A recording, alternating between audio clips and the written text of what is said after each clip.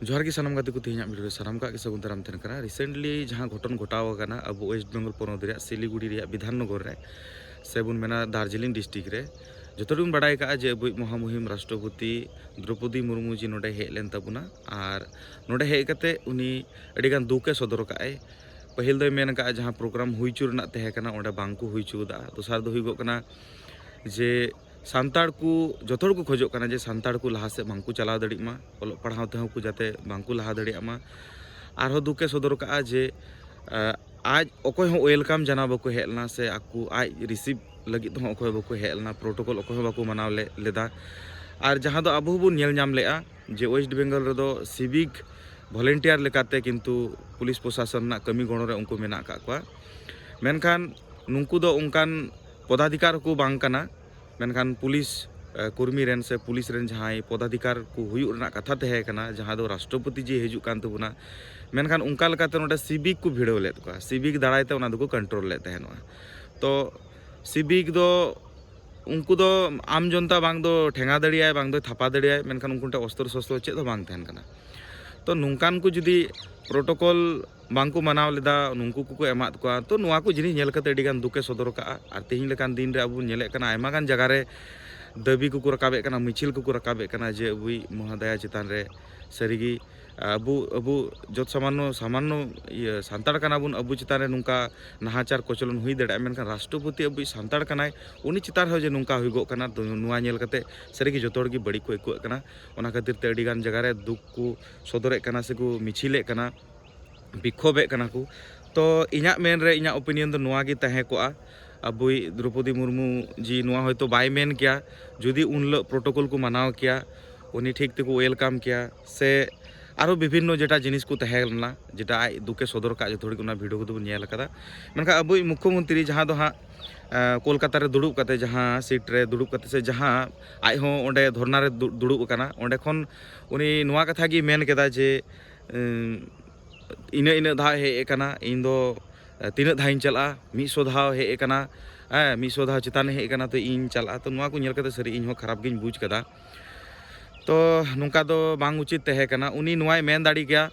से जुदी उनी वेलकाम लगी ते हे का से रिसीव लगी ते हे का तो ताले किंतु अबुई महोदया जी जहां दो द्रौपदी मुर्मू जी नुई किंतु नुआ को किंतु बाय रोड रकाब किया बाकू हे लेना को ओना खातिर ते किंतु नुई दो रोड रकाब कदा तो नुआ दो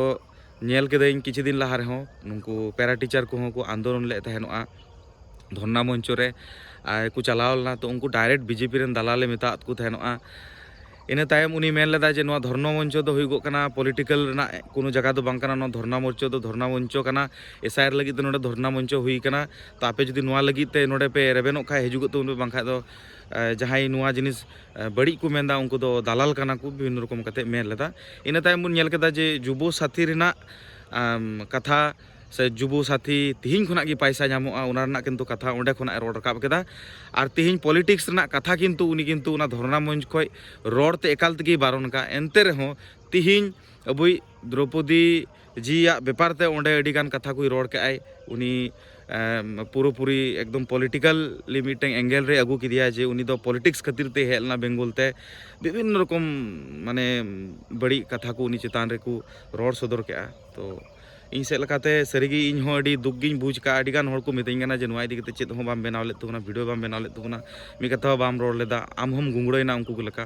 विषय दो उनका दो बांग कना नसे गुनन चिंता कते कि जहाना रोड ना दो दरकार कना तो इन से लका तो सरीगी माने अबु सानताड़ दो एमन कना बुन जे अबु अबु बुन बुन और तायमोआ काकड़ा लकान जत कना बुन तो चेदा से इन लहा रहो जखन अबुई नुई द्रौपदी मुर्मू जी जखन राष्ट्रपति हुई लगी बाछनाव दिकान तहनो आकु अडिगान को अबु वेस्ट बेंगल रेन गी अबु कोई किछु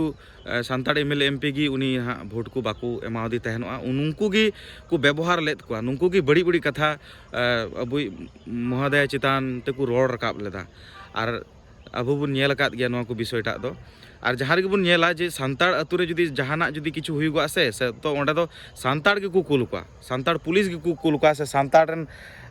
जहां उच्च अधिकारिक को तहना उनको को कुल को मेनखान तिहिं अबुई महोदया चितान रे नुका हुई कना उनी अडिगान दुके सदर के मेनखान नोडे हो अबुई सानताड़ पॉलिटिशियन की नित को रोड़े कना किंतु उनको को लहाव काद को तो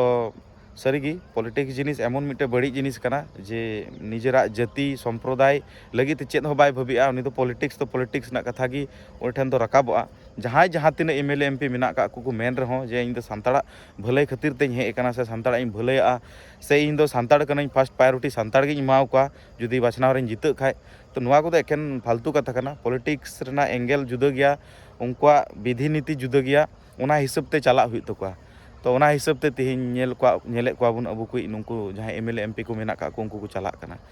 तो सारीगे अडी दुख बुझे कना नोंका बांग हुना दरकार तहे कना तो तेहिन नेल का झाड़ग्राम रे तेहिन झाड़ग्राम रे नेल का मिटन अडी मारांग विक्षोभ मिছিল हुयुग लगित तेहिन 10 बजे खुना हा तो कमेंट बॉक्स रे पिन गोल का आपे पे सेलेद दाड़ी तबुना ओनारे और विक्षोभ मिছিল रे हिजुग तबुन पे नोवागिन मेना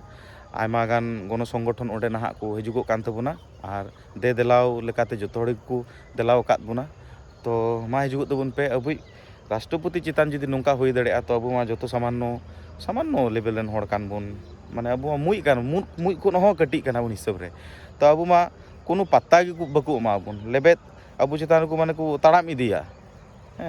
ताड़ाम चापठा गोल कबुना को तो हजुकान दिन रे अब आरो बाजे परिस्थिति हुईगो ना जे तेहिन जुदी नोंकान को जगह रे से नोंकान को ऑक्तो रे जुदी अबु बाबुन प्रोटेस्टा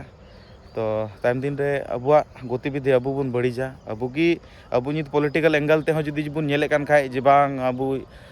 नोंका बांग ठिका हंका बांग ठिका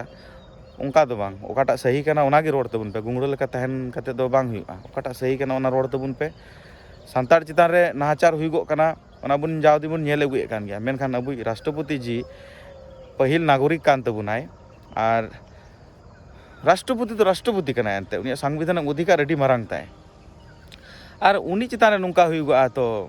थिर दो कोय तहना एनते समांग तो जायक तेहना वीडियो नोआ गे मेन ना तहे कना मेनखान सानाम कोगी जोहार।